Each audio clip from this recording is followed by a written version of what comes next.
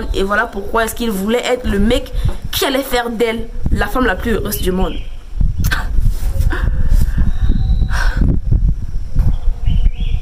Non, c'est pas normal. Pourquoi vous faites ça?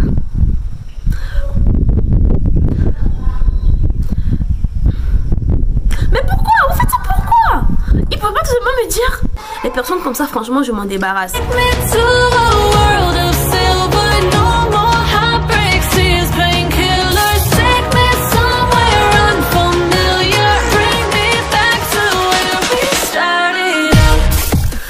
Tout le monde, j'espère que vous allez bien. Moi ça va, je vais bien.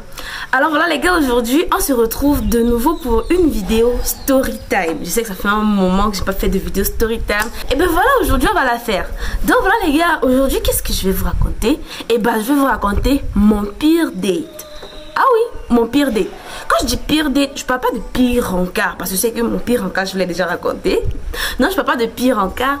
Je parle pas non plus de la pire semaine que j'ai passée en flirt avec un mec. Ah non, pas juste ça. Non, je parle bien évidemment du pire mec que j'ai date. Donc, du pire mec avec qui j'ai flirté, des pires choses qui me sont arrivées pendant un flirt. C'est-à-dire... Bref, vous verrez dans la vidéo. Donc là les gars, si vous voulez savoir ce qui m'est vraiment arrivé, restez jusqu'à la fin de la vidéo. Mais avant de commencer, vous savez déjà, vous likez déjà la vidéo, vous la commentez pour me donner vos impressions et des idées de vidéos que c'est vrai que je fasse. Et surtout, vous la partagez pour agrandir la communauté. N'hésitez pas également de vous abonner si ce n'est pas encore fait pour ne manquer aucune de mes prochaines vidéos. Donc voilà les gars, sans plus tarder, let's go. Donc les gars, voilà. Cette histoire m'est arrivée il y a un peu plus d'un an, donc à peu près 2 ans. C'était lors de ma soutenance. Bon, je sais que lorsque je vais dire les choses comme ça, il y a beaucoup de personnes dans mon entourage qui vont se reconnaître dans la vidéo, ou il y a même la personne en elle-même qui va se reconnaître. Mais honnêtement, hein, j'en ai rien à faire. Sérieux. Excusez mon langage, mais j'en ai plus rien à faire. Je pense que les mecs devraient un peu arrêter avec le mensonge. C'est-à-dire, lever un peu le pied sur l'accélérateur, les gars. Quand c'est trop, il faut le dire. Donc voilà, aujourd'hui, je vais vous raconter les pires mensonges qu'un mec a pu me raconter pendant une relation. Ce qu'il a pu me faire croire. Bref, les gars, voilà, ça m'est arrivé, comme je vous disais, il y a un peu plus d'un an de cela. Donc, presque 2 ans, je veux dire. C'était pendant ma soutenance et... En fait, le mec, je l'avais rencontré pendant la période de la soutenance. Pour ne pas dire il m'avait rencontré, parce qu'à la base, à cette période, moi je le connaissais pas, vous voyez. Apparemment, donc, il était venu à la soutenance d'une amie à moi. Et moi, bon, quand je dis soutenance, je sais qu'il y a certains d'entre vous qui ne vont pas comprendre. C'est juste la soutenance de rapport de stage, vous voyez. Un rapport de stage qu'on émet après le stage en entreprise et on soutient dessus sur un thème en particulier qu'on a décidé de résoudre dans l'entreprise. Bon, je sais que vous allez quand même comprendre. Donc voilà, moi je soutenais juste quelques jours plus tard. J'étais genre en fin de liste quoi, vu que c'était par ordre alphabétique. Du coup ma copine, je suis donc venue l'assister pendant sa soutenance à elle. Je viens donc à l'établissement, j'étais là toute sexy, j'avais mis une petite jupe en cuir noir avec une petite jupe en cuir noir qui m'arrivait juste un peu au-dessus du nombril, avec un petit haut orange et des talons assortis au haut. J'avais ma coiffure de la soutenance et tout, donc je m'étais déjà faite belle pour ma soutenance à moi. Je suis donc venue la soutenir et tout. Déjà que c'était mon homonyme, elle et moi on a le même nom. Donc coucou à toi ma bombe si tu regardes cette vidéo. Et je sais qu'elle va reconnaître tout. En fait, je suis en train de dévoiler mes secrets là. Parce que je sais qu'elle va reconnaître la personne dont je parle dans la vidéo. Vous voyez un peu. Attends, vous voyez un peu ce que je suis prête à faire pour vous. Vous vous rendez pas compte, hein? Il y a beaucoup de personnes dans mon entourage qui vont se reconnaître dans cette vidéo, mais je la fais quand même parce que je vous fais plaisir. À vous, je veux qu'on se connaisse un peu plus et tout. Donc les gars, n'oubliez pas de partager la vidéo en retour. En fait, voilà, donc je vais à la soutenance de ma copine et je rentre. Je soutiens ma part quelques jours plus tard. Et peut-être 1 à 2 semaines après, après qu'on ait fait la pratique, je crois, ma copine, donc, elle me dit, il y a un mec qui n'arrête pas de me baratiner les oreilles depuis qu'il t'a vu. Je lui dis, mais attends, je parle de quoi? Elle me dit, à sa soutenance à elle, en fait, quand moi je suis venue, elle avait un ami à elle. C'est-à-dire, l'ami à elle en question, c'était l'ami de son petit ami à elle. Vous voyez un peu? Et donc, l'ami de son petit ami était donc venu et genre, il m'a vu et je lui ai plu. Du coup, il n'arrêtait pas de lui parler d'elle, de moi à elle en fait. Donc voilà, elle voulait qu'on se mette en contact pour qu'on ait plus à à bavarder dans ses oreilles pour une histoire de flirt.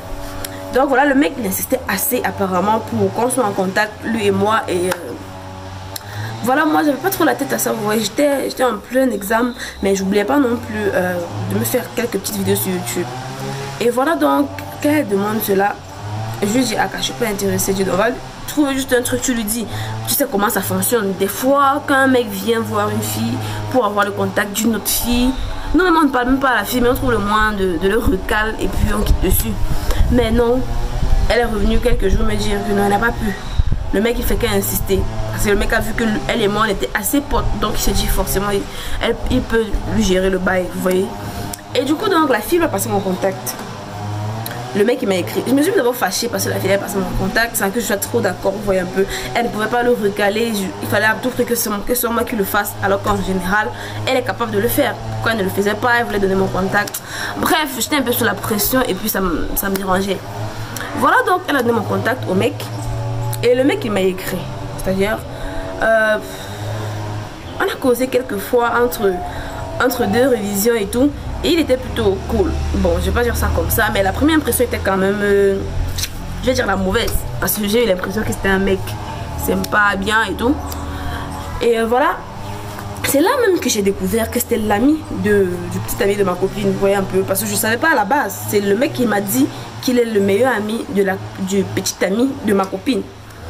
Et donc voilà, un soir, il m'a invité. Genre, il m'a invité au resto. Moi, je voulais pas y aller, hein. Sérieux, j'ai refusé. Ma copine maintenant est venue insister. Elle me dit non, elle sera avec, ils seront ensemble et tout. Elle sera avec son mec, moi je serai avec le mec. Et on va juste discuter, que je m'inquiète pas. C'est rien de grave en fait que d'aller à un restaurant. Ça pourrait me détendre de manger un bout en plein air et tout. Et moi, j'ai accepté.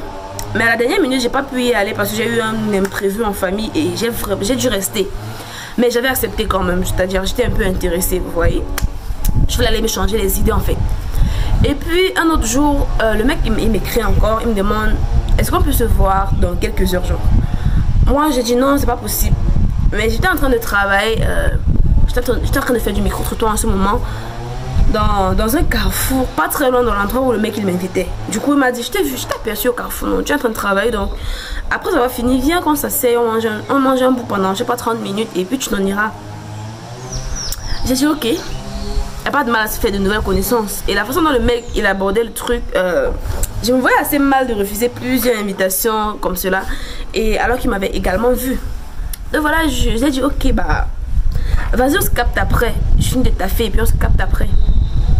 Et voilà, je finis. Et le mec et moi on se retrouve. C'est-à-dire l'endroit où il m'avait fixé rendez-vous n'était pas très loin en fait de l'endroit où j'étais en train de taffer. Du coup je suis descendue à pigeon, j'ai marché, je suis arrivée là-bas et on s'est pris des grillades, c'est-à-dire moi j'ai pris des côtelettes de porc grillées et lui il a pris un demi-poulet grillé, rôti je veux dire. Du coup on a mangé, on a discuté et moi déjà j'ai vu que le mec il était assez aisé quand même, pour ce que ça vaut, il était assez aisé. Il avait une grosse bagnole qui devait valoir pas moins de 12 millions de francs et puis à ma façon de le regarder, il était assez humble pour quelqu'un qui avait ce standing de vie, vous voyez.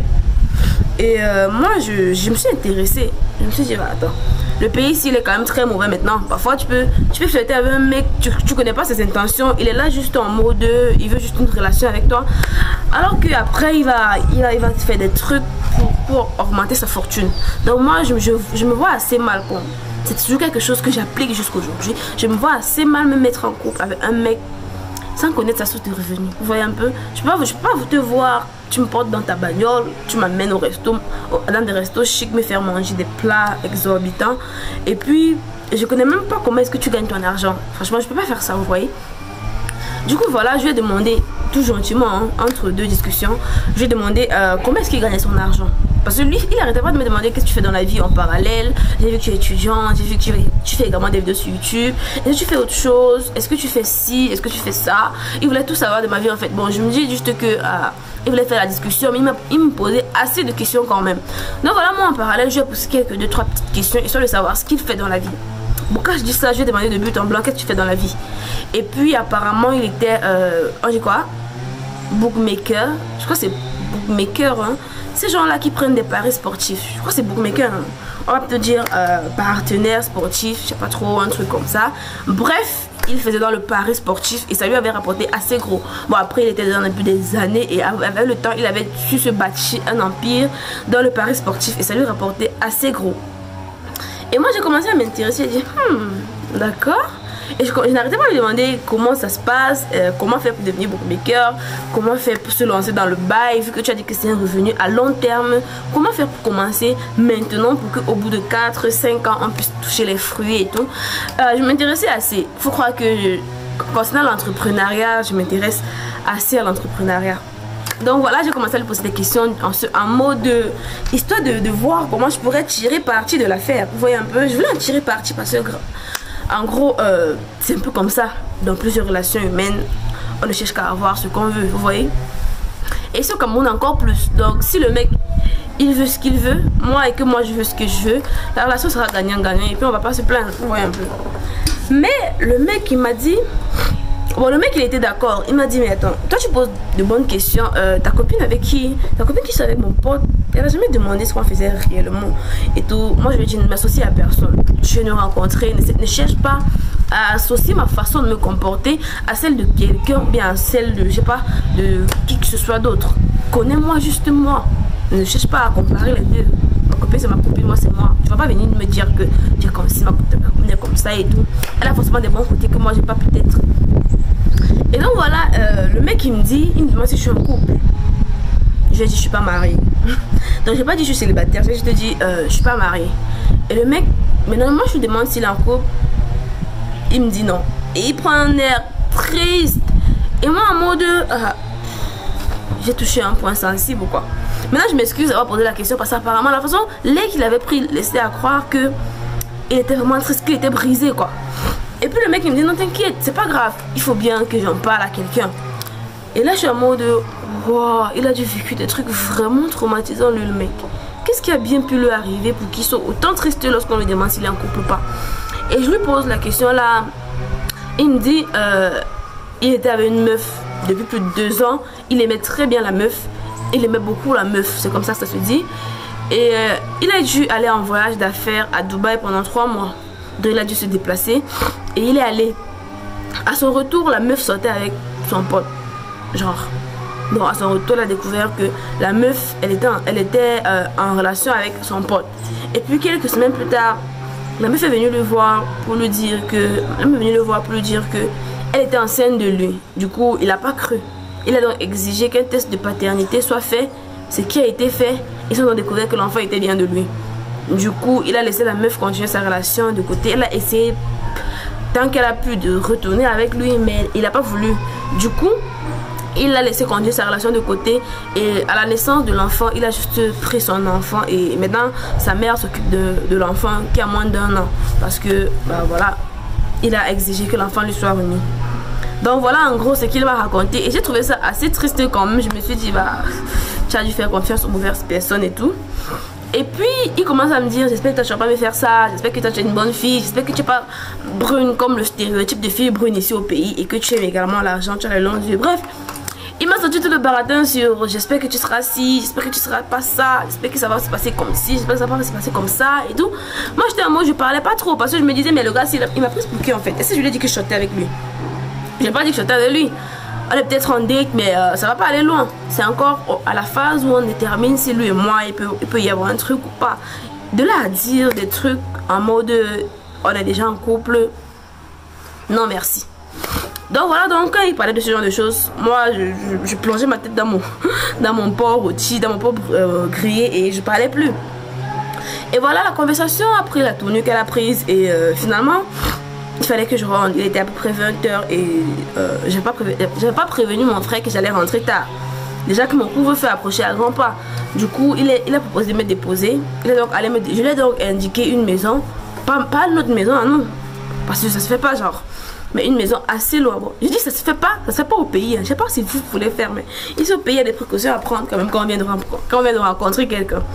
Donc je lui ai montré une maison pas très loin de mon quartier où il devait me déposer et là je pourrais rentrer. Et quand le mec il me dépose, il me tend 25 000 francs. Je lui dis mais non, ça va aller. tu vas déposer, ça va. J'ai pas besoin que tu me payes mon transport. Elle me dit non, t'inquiète, ça me tient vraiment à cœur. Et puis là, j'ai commencé à mal le prendre. Mais pourquoi est-ce que tu me donnes dans le premier rendez-vous et tout? Et puis, il commence à insister à me dire... Excusez-moi. Et puis, il commence à insister à me dire ah non, t'inquiète, je suis pas comme ça, et tout. Et il met la main dans la poche. Et moi, je suis rentrée en mode... je n'avais rien à faire. Déjà, pour le premier encart, c'était la moitié. Donc, ça pouvait passer. Je rentre dans la maison. Le mec il m'écrit, bon on s'écrit et tout. Et puis moi j'étais assez intéressée par les paris sportifs. Je voulais voir comment est-ce que je peux tirer mon épingle de la partie. Et lui il me dit la prochaine fois qu'on va se rencontrer, il va me parrainer, genre il va me créer un compte dont il sera le parrain et il va un peu m'initier dans le game et on verra comment est-ce que dans une durée pas très longue, ça pourrait commencer à me rapporter de l'argent. Moi, j'étais intéressée, grave, j'étais à fond. Et voilà, donc le mec et moi, on se revoit. On a fixé un rendez-vous dans quelques jours. Et puis, on se revoit, je crois que c'était dans une petite cave resto où on pouvait manger et boire et visionner. C'était la période où, je sais pas, je crois que c'était la Casa de Papel qui venait de sortir. Ou bien, non, c'était pas ça. Ça devait être Black Panther 2. Black Panther de Wakanda Forever, un film comme ça. Du coup on est arrivé à la cave, il y avait le cinéma qui avait été mis en place pour cette journée là. On a donc mangé en visionnant et tout. Et puis il a commencé à me créer mon compte fiole, je vais le dire comme ça vu qu'il devait être mon parrain. Quand il a commencé donc à créer mon compte, il faisait le maximum possible pour que les choses ne soient pas faites en une seule journée. Il n'arrêtait pas de me dire il faut qu'on se revoie à tout prix pour qu'il puisse faire le reste des choses. Il faut qu'on se revoie pour qu'il puisse m'expliquer vraiment comment ça se passe et tout. Et donc voilà, lorsque la soirée s'est terminée, on était obligé de se revoir. Et puis il n'arrêtait pas de me parler de ses peines d'amour et tout. Et moi ça m'intéressait pas trop. J'évitais d'en déballer le mot. En fait, je faisais le maximum possible pour en dire le moins à mon sujet. J'étais assez méfiante. Ne me demandez pas pourquoi. C'est-à-dire, je sentais comme une once de méfiance et je voulais pas trop forcer les choses, vous voyez. J'attendais juste qu'il puisse faire ce que moi j'attendais de lui. Et après on verra. Et donc voilà, le mec exige qu'on se revoie une prochaine fois pour que les choses soient faites. Et la prochaine fois, quand il a voulu qu'on se revoie, je ne sais pas dire, quand il est retourné me déposer, il m'a encore donné 25 000 francs. Il a encore insisté pour que je prenne. Et voilà, j'ai pris. Donc voilà, les mecs, le prochain jour, donc, il voulait qu'on se voit dans un motel. C'est-à-dire dans un appartement meublé, en fait.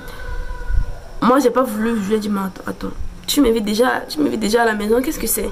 Il me dit non, c'est pas chez lui, il veut juste genre que on soit plus tranquille et tout. Que la dernière fois on n'a pas pu finir mon compte parce qu'on n'était pas vraiment tranquille en tête à tête lui et moi. Et qu'il aimerait vraiment que l'environnement soit parfait pour une discussion posée. Je me suis dit mais attends, tu m'as prise pour qui toi? Tu me fais croire que tu m'invites dans un appart meublé juste pour qu'on soit tranquille toi et moi? Il y a des endroits vraiment calmes. Il y a des restos chics vraiment très calmes où on aurait pu aller être posé tranquille. Mais tu veux me faire croire quoi là? Mais j'ai pas fait genre. J'ai juste trouvé un prétexte pour que lui et moi on ne se voit pas à l'appart meublé. Genre quand on s'est vu, c'était un dimanche aux environs de 14 h. Quand on s'est vu et qu'il était sur le point de m'amener à l'appart, je lui ai dit non, j'ai envie d'un burger. Ça dirait qu'on est dans un fast food. J'ai vraiment très envie d'un burger. Et puis on est dans un fast food. Quand on a terminé avec la création de mon compte, on était là, on mangeait et tout. Je tiens à préciser que le mec et moi, on s'était jamais embrassé. Pas un baiser, pas une bise, même pas un hug. On n'avait jamais rien fait de tout cela. Je tenais vraiment à prendre un peu mes distances, vous voyez un peu. Et donc voilà, le mec il me crée mon compte et la prochaine fois, il exige encore qu'on se voit à l'appart meublé. Il me dit, je serai à ma copine, que je m'inquiète pas. Il y avait un match qui devait se jouer, je me rappelle plus trop si c'était la CAN. Je crois que ça devait être la CAN, hein, un truc comme ça. Donc il y avait un match qui devait se jouer et il voulait à tout prix que je sois là et que ma copine et moi on leur fasse à manger à son pote et lui pour le dimanche et qu'on regarde le match et tout. Moi maintenant j'étais méfiante. Du coup je n'ai pas allé à ma copine. Je lui ai demandé à ma copine, le mec il me dit que tu seras là dimanche et tout, qu'on va se voir et tout. La meuf elle n'était même pas au courant en fait. Donc le mec il voulait me la jouer à l'envers, que je vienne et que je me rende compte que ma copine devait pas être là et tout. Et moi j'ai compris son jeu. J'ai commencé à comprendre. Je suis retournée voir le mec. J'ai créé juste une excuse. J'ai pas fait genre je savais. Et ma copine donc est revenue me voir les prochaines fois pour me parler, me dire, le mec est venu lui parler, le mec lui a dit que je fais trop genre, je joue trop au sein, tenir touche et tout. Je fais trop genre comme si je ne comprenais pas comment est-ce que les relations se passent au pays. Il veut m'inviter à l'appart, il veut qu'on passe à l'acte un peu, que les choses deviennent plus sérieuses. Mais moi je suis en train de faire genre je comprends pas, alors que je devrais comprendre ce qu'il veut. Je veux que je cherche à le forcer en quelque sorte à dire ce qu'il cherche, alors que je devrais comprendre, je suis une grande fille. Je sais pas pourquoi est-ce qu'il allait voir ma copine, me demandez pas. Mais il allait voir ma copine pour lui dire ça. Et ma copine a essayé de me mettre un peu la pression. J'ai pas compris, vous voyez un peu. Et moi, j'étais en mode, mais attends. Genre, je veux que les choses se fassent doucement, nous. Et toi, tu vas voir ma pote pour qu'elle me mette la pression. Genre, ça veut dire que tu veux quoi? Tu veux le sexe ou quoi? Mais je n'en ai pas parlé, hein. J'ai juste commencé à légèrement prendre mes distances. Maintenant, j'ai commencé à prendre mes distances sur une durée de 1 à 2 mois, histoire de voir comment est-ce que le mec réagirait face à cela. C'est vrai que je me faisais un peu désirer, mais qu'est-ce que vous voulez? Et après, c'était l'examen, c'était la période d'examen. J'avais des choses à faire, j'avais autre chose à penser. C'est pas juste à ça que moi je pensais, genre. Et puis voilà. Excusez-moi. Et puis voilà, donc je prends mes distances pendant 1 à 2 mois. Et je continue à regarder les statuts du mec et tout. Mais je l'avais mis en mode silencieux, genre. Je continuais à mater ses stories et lui continuait à mater mes stories et on en restait là. Lui l'a arrêté catégoriquement de me répondre, de me parler et tout. Moi, de mon côté, j'avais eu mon pari sportif et j'essayais de voir comment est-ce que les choses fonctionnent, comment en faire de l'argent. Voilà donc le mec il postait un statut un jour. C'était bientôt l'anniversaire de sa fille apparemment. Il poste donc un statut avec sa fille et la supposée mère de sa fille qui lui avait brisé le cœur. Vous voyez, genre, je tiens à préciser que avant que lui et moi ne prenions nos distances, il m'avait dit un truc comme quoi il avait pour intention de faire partir sa mère et la mère de sa fille au Canada dès que sa fille aurait l'âge dont il pourrait s'en occuper lui-même. Il voulait faire partir la mère de sa fille et sa mère à lui au Canada pour développer un business. Moi j'ai voulu lui demander, mais attends, c'est pas la mère de ta fille qui t'avait brisé le cœur et qui aujourd'hui sort avec ton pote et que ton pote et tout, avec ton pote avec qui tu ne causes plus et tout, c'est pas elle. Alors comment est-ce que tu viens de me dire que tu vas faire partir au Canada avec ta mère? J'ai pas compris. Mais c'est à ce moment-là que j'ai un peu compris que le mec il me baratinait, vous voyez. Donc j'ai commencé un peu à prendre mes distances, genre j'essayais de ne plus trop en dire à mon sujet, vous voyez un peu. Donc voilà un peu, j'ai compris que le mec il me baratinait. J'ai fait genre, vous voyez, parce que moi, si tu me mens, genre, si tu fais semblant de m'aimer, moi je fais semblant de te croire. Et puis on passe dessus, il n'y a pas de quoi en faire une histoire. Donc je savais que j'allais prendre mes distances tôt ou tard et je m'en fichais un peu pas mal qu'il m'ait menti ou pas. Tout le monde le fait, genre. Donc du coup, j'ai arrêté et donc le mec, donc, je vois qu'il met un statut. C'est bientôt l'anniversaire de sa fille et sa maison. Je dois vous rappeler que quand lui et moi on s'est rencontrés, il était en plein chantier. Il construisait sa baraque et tout. Le chantier il est allé assez vite. Au bout de 3 mois, il était presque achevé. Donc il voulait profiter de l'anniversaire de sa fille pour faire l'inauguration de sa maison. Et voilà, donc il poste un statut comme quoi il est sorti avec sa fille et la mère de sa fille fait une petite balade un dimanche soir. J'ai voulu lui demander, mais tu m'as pas dit que la mère de ta fille t'a brisé le cœur et que tu n'es plus avec elle. Mais je me suis dit, il va se dire que ça compte pour moi alors que moi j'en ai rien à faire. Donc vaut mieux que je dise rien et que je ferme ma bouche. Donc j'ai rien dit, j'ai fait comme si de rien n'était. J'ai regardé et puis j'ai rien dit. J'ai juste compris que depuis tout ce temps il me mentait. Apparemment il était toujours avec la mère de sa fille. Il voulait juste que je sois genre sa tisa, comme on dit. Et il ne me dit même pas qu'il veut que je sois sa tisa comment. Quand tu sors avec une fille et que tu veux que ce soit juste un plan cul et que tu as déjà ta meuf, genre la mère de tes enfants à la maison, bah dis-lui que ça commence à quoi ça finit. Il n'y a pas lui dire que tu es célib et que tu veux une relation sérieuse et que tu veux vraiment plus les coups d'un soir et tout. Tu viens raconter à la meuf que tu veux un truc de sérieux. La meuf, elle va commencer à prendre les choses au sérieux alors que toi tu veux juste un plan cul. Mais franchement, c'est pas normal en fait. Vous voyez un peu. Du coup, moi quand je regardais, j'étais en mode ah bah tiens, il est comme tous les autres. Moi j'en avais pas grand chose à faire. C'est vrai que ça faisait assez mal qu'il me baratinait, mais bon bref. Lui et moi on avait pris nos distances donc. Et quand je remarque donc cela, je fais comme si j'ai pas vu. Quelques semaines plus tard, c'était l'anniversaire de sa fille et en parallèle l'inauguration de la mère de sa fille. J'ai vu les vidéos sur sa story où il demandait la mère de sa fille en mariage. Mais attendez, genre il ne m'a pas seulement fait croire que elle lui avait brisé le cœur et tout. C'était pas seulement la mère de sa fille en fait, c'était la fille avec qui il a bâti tout ce qu'il avait. Vous voyez un peu? Donc ça faisait plus de 5 années que la fille et lui se fréquentaient. La fille l'a connu avant qu'il ne devienne la personne qu'il est aujourd'hui. Et il a le courage de venir me dire à moi, genre de dire à une autre fille que cette fille-là, jusqu'à ce qu'il me montre les photos, hein, il a le courage de venir me voir pour me dire que cette fille avec qui il a bâti tout ça n'était qu'une, j'ai envie de dire, comment je vais dire ça, n'était qu'une fille frivole qu'il a trompé avec son meilleur pote quand il a tourné le dos. Genre, tellement qu'il m'a dit qu'il avait pris l'enfant, qu'il s'occupe de l'enfant lui-même depuis que l'enfant est sorti de l'hôpital. Non mais pourquoi vous faites ça? Pourquoi vous faites ça? Je comprends pas. Pourquoi vous faites ça les mecs? Pourquoi? Il avait qu'à me dire cela et... Je sais pas, on n'était pas obligé de flirter ensemble, on aurait pu être des potes. Pourquoi vous faites ça en fait? Je comprends pas. Bref, je me suis rendu compte qu'il avait demandé la mère de sa fille en mariage et qu'il a fait tout un discours sur comment elle est là depuis le début, comment elle a connu dans ses pires galères, comment elle a bâti tout cet empire avec lui et que franchement tout ce qu'il a aujourd'hui, il le doit à elle. Elle mérite d'être la femme la plus heureuse du monde et voilà pourquoi est-ce qu'il voulait être le mec qui allait faire d'elle la femme la plus heureuse du monde.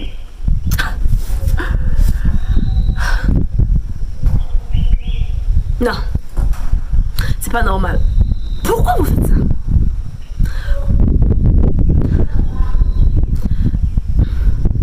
Mais pourquoi? Vous faites ça pourquoi? Il peut pas tout simplement me dire. Et pourquoi ma copine m'a pas dit? Attends, pourquoi est-ce qu'elle m'a pas dit? Parce que ma copine était à l'inauguration de la maison. Pourquoi tu m'as pas dit? Si tu regardes cette vidéo, dis-moi pourquoi tu m'as pas dit. Elle était à l'inauguration de la maison du mec et la même inauguration à laquelle il a demandé sa femme en mariage. Mais elle m'a rien dit. Donc elle savait. Elle savait que le mec était fiancé genre. Elle savait qu'il était avec une meuf depuis 5 ans. Mais elle nous a quand même mis en contact. Elle m'a pas dit, elle n'est pas venue me dire, me voir pour me dire, c'est pas un bon mec, il veut juste comment dire, le sexe. Il a déjà sa femme à côté et tout, il veut juste s'amuser avec toi, il te baratine et tout. Pourquoi est-ce qu'elle n'est pas venue me voir pour me dire ça? Parce que moi, genre, quand j'ai un pote qui drague ma copine, qui veut un truc avec ma copine, moi je vais voir, quand ma copine vient me demander, quand je viens voir ma copine pour lui dire, tu vois, j'ai un pote à moi qui aimerait avoir ton contact et tout, je la préviens. Je lui dis, mais vas-y, prends pas les choses au sérieux. Hein. Si tu veux t'amuser, vas-y, amuse-toi. Mais si tu veux pas t'amuser, franchement, je te conseille pas de t'aventurer là parce que le mec, il veut rien de sérieux. Le mec, il est comme si... Je la briefe un peu, vous voyez. C'est comme ça que ça se passe entre meufs. Pourquoi est-ce que la meuf, pourquoi est-ce que tu m'as rien dit? Pourquoi est-ce que tu m'as laissé me lancer dans cette aventure? Bon, admettons que je me sois livrée à lui. Admettons que depuis le début, j'ai fait comme toi, tu m'as conseillé et que je sois allée dans son lit. Admettons que je sois tombée enceinte de lui. Admettons que je suis tombée amoureuse de lui par exemple. Admettons que j'ai espéré quelque chose de sérieux avec lui alors qu'il était marié, on va dire. Est-ce que tu as pensé un peu à moi meuf? Est-ce que tu as pensé à moi? Est-ce que tu as pensé à ce que moi je pourrais ressentir?